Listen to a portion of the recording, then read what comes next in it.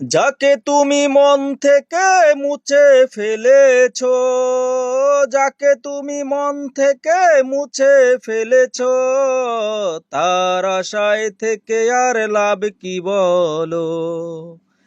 তার কাছে কি আছে দেবার মতো কষ্ট ছাড়া?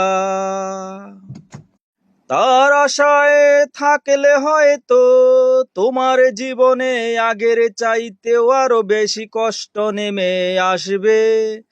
তার কাছে কি আছে দেবার মতো আর বলো কষ্ট ছাড়া? যাকে তুমি মন থেকে ফেলে দিয়েছ, তার আশায় থেকে আর লাভ কি বলো?